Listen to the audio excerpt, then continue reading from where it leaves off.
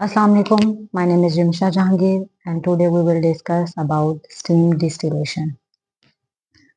Steam distillation क्या होती है, इसकी वर्किंग क्या होती है और हम किन कंपाउंड्स के लिए करते हैं, किन लिक्विड की सेपरेशन के लिए करते हैं, ये हम डिस्कस करेंगे। स्टीम डिस्टिलेशन के अंदर हम ऐसे लिक्विड को सेपरेट करते हैं जो कि लिक्विड के अंदर तो इनमिसिबल होते हैं पर स्टीम के अंदर ये सॉल्यूबल होते हैं।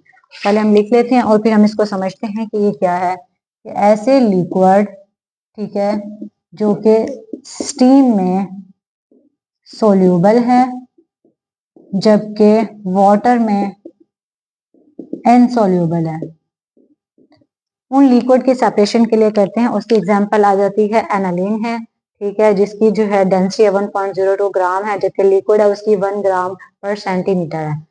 ये क्या है इसके बारे में हम डिस्कस करते हैं। हमारे पास एक क्या होता है, स्टीमर होता है।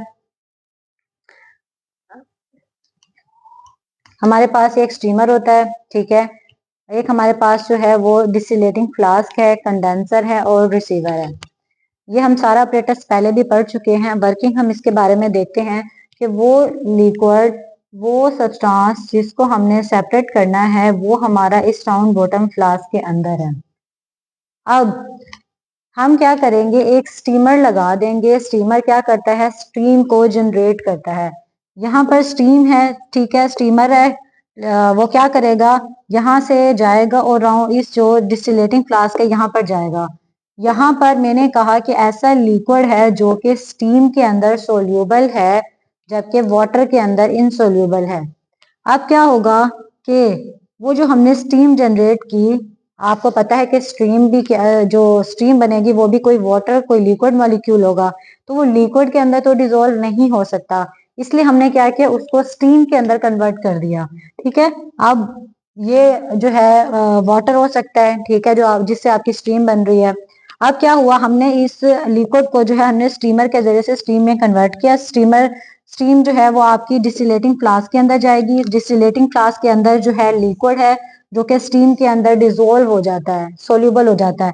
अब जो यहाँ पे लिक्विड था, जो आपका यहाँ पे सब्सटेंस था, वो क्या होगा, इस स्टीम के साथ जो है वो डिसॉल्व हो जाएगा, सोल्यूबल हो जाएगा और ये क्या करेगा, आगे की तरफ मूव करेगा।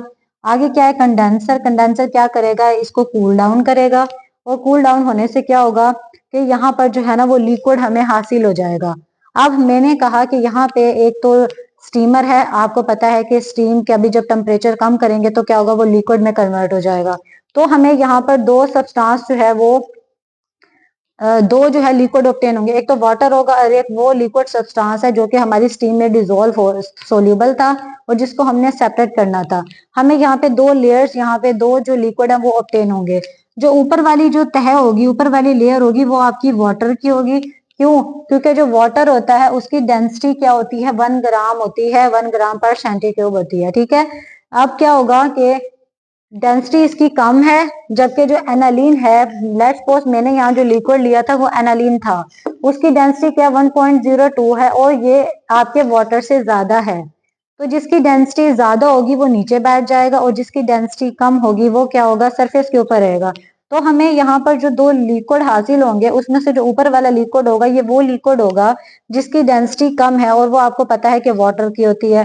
जबकि जो एनालिन है उसकी डेंसिटी क्या है, कम है, वो नीचे होगा और जाहिर सी बात है उसकी डेंसिटी ज्यादा है तो वो क्या होगा, नीचे की तरफ जो है ना, नीचे की तरफ सेटल डाउन होगा।